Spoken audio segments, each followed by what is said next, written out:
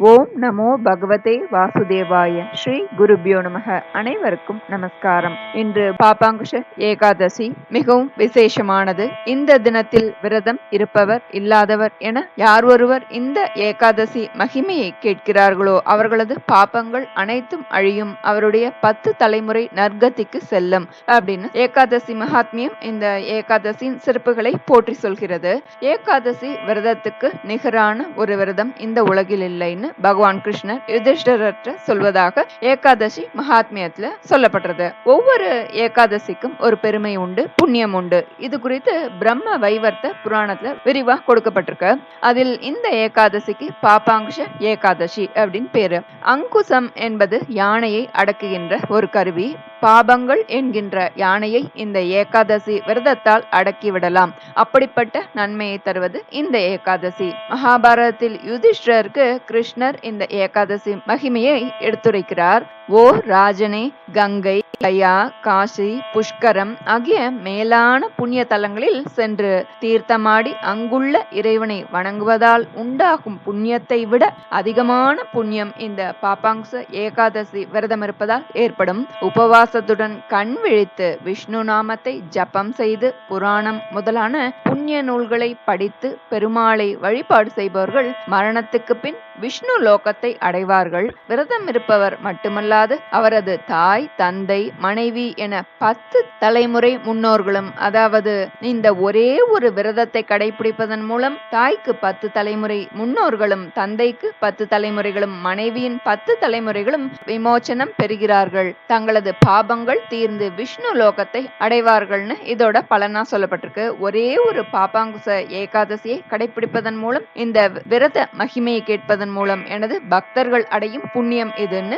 கிருஷ்ண பரமாத்மா அர்ஜுனன்ட்ட சொல்றார். இந்த ஒரு நாள் விரதமும் விஷ்ணு வழிபாடும் வாழ்நாள் முழுவதும் மகிழ்ச்சியையும் இரட்டிப்பையும் தருவதாக சொல்லப்பட்டிருக்க. விரத மகிமையை பார்க்கலாம். ஒரு காலத்துல விந்திய மலையில மகாகிருத குரோதன்ற ஒரு கொடூரமான வேட்டைக்காரன் வாழ்ந்து வந்தான். அவன் தனது வாழ்நாள் முழுவதும் பாபங்களையே செய்துன்னு வரான். அவரது வாழ்க்கையும் முடிவுக்கு வருது. யம தர்மராஜன் தன்னுடைய தூதுவர்களை குரோதனை கொண்டு வரும்படி கட்டளையிடுறார். நாளை அவருடைய வாழ்க்கையின் கடைசி நாள் என்று வந்தவர்கள் சொன்னார்கள். மரண பயத்துல ஒரு முனிவருடைய ஆசிரமத்துல போய் முனிவரை தஞ்சமடைகிறார். அந்த மகரிஷி இந்த பாபாங்குச ஏகாதசியின் விரத மகிமையை எடுத்து சொல்லி அவனும் இந்த ஏகாதசி விரதத்தை அனுஷ்டித்து பகவானின் அருள் பெற்று அனைத்து பாபங்களிலிருந்து விடுவிக்கப்பட்டார் அப்படின்னு இந்த விரத மகிமை சொல்றது. இந்த பாபங்களை அழிக்கும் ஏகாதசி நாளில் விரதம் இருப்பது புண்ணியத்தை தேடித்தரும். விரதம் இல்லாதோரும் பகவானின் நாமங்களை, மந்திரங்களை ஓம் நமோ பகவதே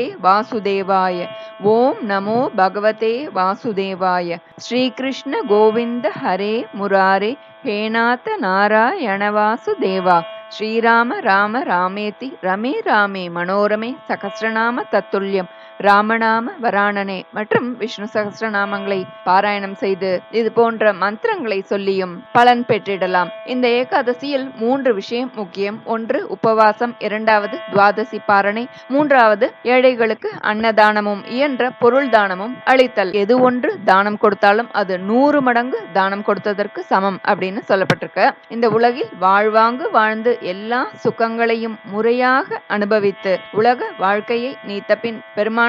மோட்ச சாம்ராஜ்யத்தை அடைய இந்த ஏகாதசி விரதம் வழிவகுக்கும். இந்த நன்னாளில் நாம் பாபங்களை போக்கக்கூடிய சுபிக்ஷத்தை தரவல்ல ஸ்ரீ கிருஷ்ண அக்ஷர மாளிகா ஸ்தோத்திரம் பாராயணம் செய்யலாம். ஸ்ரீ கிருஷ்ண அக்ஷர மாளிகா ஸ்தோத்திரம். அவ்யய மாதவ அந்த விவர்ஜித அப்திசுதா பிரிய காந்த ஹரே, கிருஷ்ண ஜனார்தன கிருஷ்ண ஜனார்தன கிருஷ்ண ஜனார்தன கிருஷ்ண ஹரே, ஆசரணாசன ஆதி விவர்ஜித ஆத்மஞானத நாத ஹரே, கிருஷ்ண ஜனார்தன கிருஷ்ண ஜனார்தன கிருஷ்ண ஜனார்தன கிருஷ்ண ஹரே, இந்திரமுகாமர பிருந்த சமர்ச்சித பாத சரோருக யுக்ம ஹரே, கிருஷ்ண ஜனார்தன கிருஷ்ண ஜனார்தன கிருஷ்ண ஜனார்தன கிருஷ்ண ஹரே, ईश्वर सन्नुत इति भयापह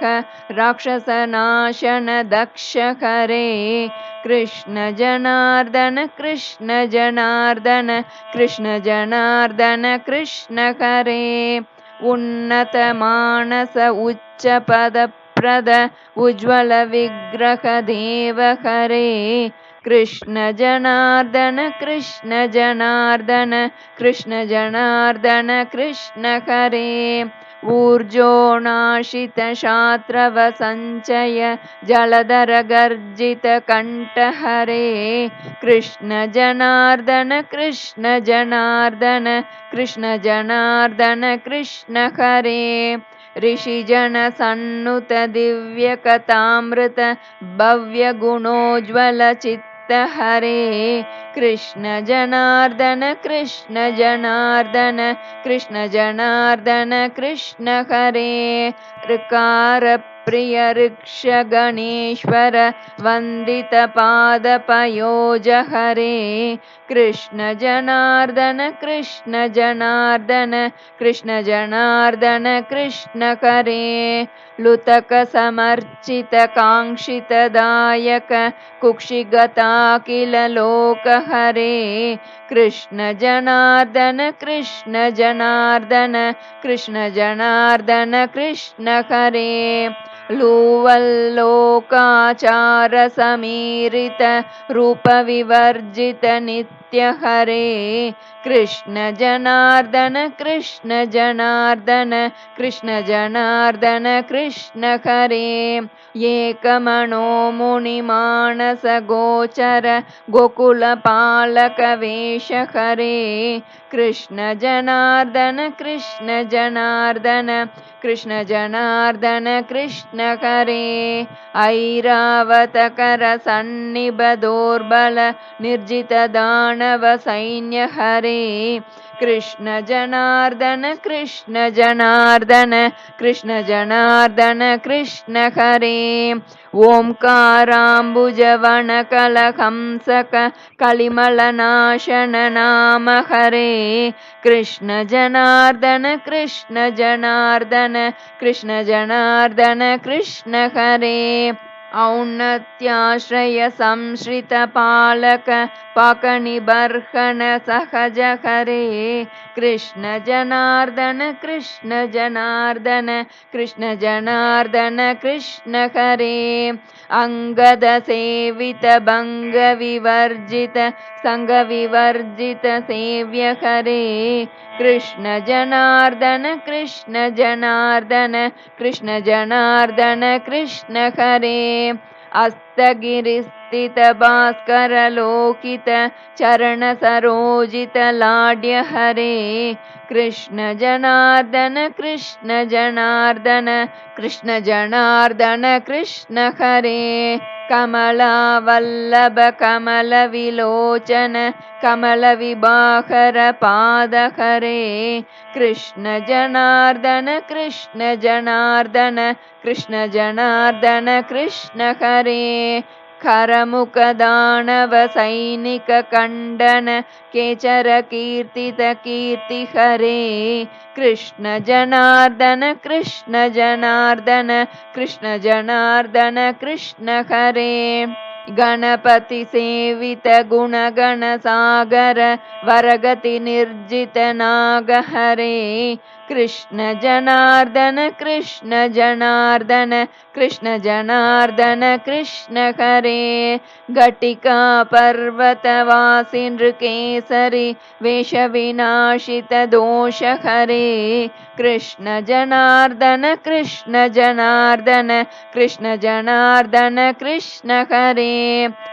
प्रत्येकं न यदा वाक्ये न तथा ते चित्ते क्रोधः कृष्ण जनार्दन कृष्ण जनार्दन कृष्ण जनार्दन कृष्ण हरे चपला बासुर मेघनिभ प्रभ कमलाबासुरवक्षहरे कृष्ण जनार्दन कृष्ण जनार्दन कृष्ण जनार्दन कृष्ण हरे जगति वल्लभ रूप परात्पर सर्वजगज्जन पूज्य हरे कृष्ण जनार्दन कृष्ण जनार्दन कृष्ण जनार्दन कृष्ण हरे जङ्कार्यध्वनिकारि मधुव्रत मञ्जुलकेशकलापहरे कृष्ण जनार्दन कृष्ण जनार्दन कृष्ण जनार्दन कृष्ण हरे न्यक्षरसंयुत जादात्वर्ते परिशिष्टित पैष्टिक गम्य हरे कृष्ण जनार्दन कृष्ण जनार्दन कृष्ण जनार्दन कृष्ण हरे टङ्कारध्वनिकारि मधुव्रत मञ्जुलकेशकलापहरे कृष्ण जनार्दन कृष्ण जनार्दन कृष्ण जनार्दन कृष्ण हरे टमिति मनुं वा समिति मनुं वा जपतां सिद्धिदनाथ हरे कृष्ण जनार्दन कृष्ण जनार्दन कृष्ण जनार्दन कृष्ण हरे डमरुकरेश्वर पूजित निर्जित रावण दानव राम हरे कृष्ण जनार्दन कृष्ण जनार्दन कृष्ण जनार्दन कृष्ण हरे डक्कावाद्य प्रिय भयवारण विनय विवर्जित दूर हरे कृष्ण जनार्दन कृष्ण जनार्दन कृष्ण जनार्दन कृष्ण हरे नटदाद्वर्दे पंडित मंडित सकलावयवोद्भासि हरे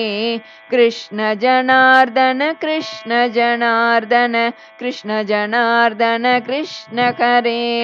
तत्त्वमसीति व्याहृति वाच्य प्राच्यधिनायक पूज्य हरे कृष्ण जनार्दन कृष्ण जनार्दन कृष्ण जनार्दन कृष्ण हरे तूत्काराणिलवेगन भोगत सप्त समुद्रवराह हरे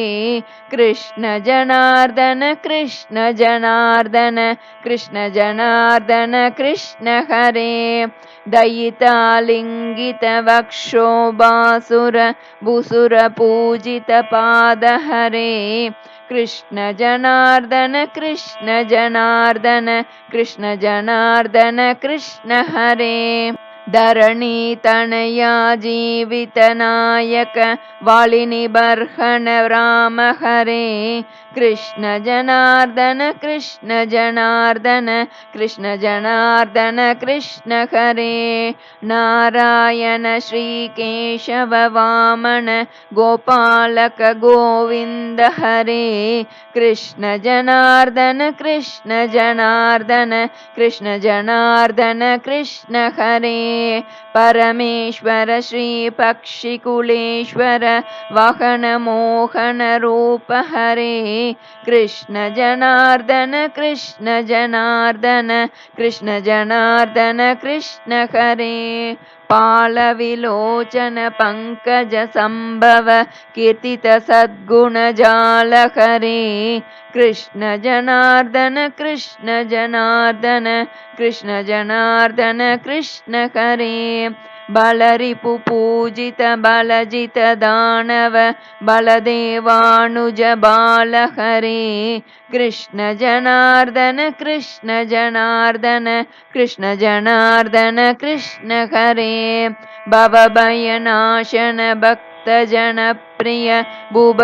भूभरनाशनकारि हरे कृष्ण जनार्दन कृष्ण जनार्दन कृष्ण जनार्दन कृष्ण हरे माया मोहित सकल जगज्जन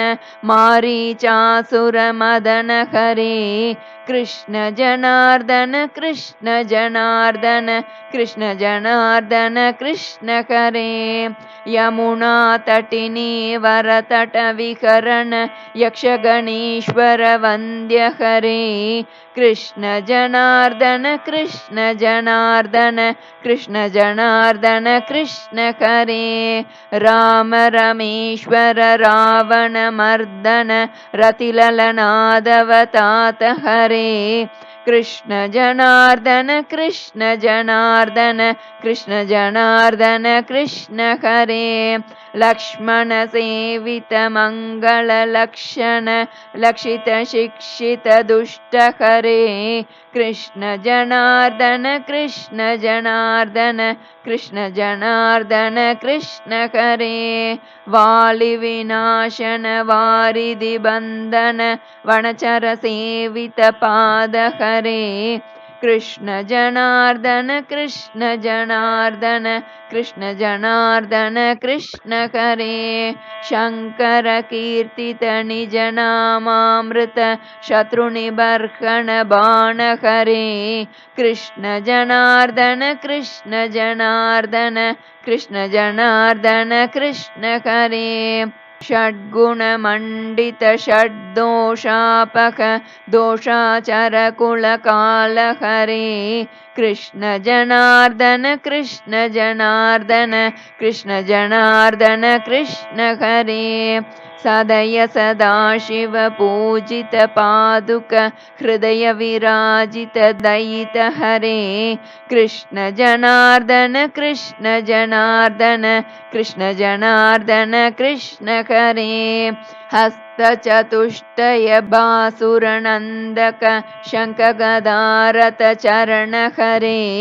कृष्ण जनार्दन कृष्ण जनार्दन कृष्ण जनार्दन कृष्ण हरे लुबु लुबु निःश्वस मञ्जित मन्दर पर्वत धारण कूर्म हरे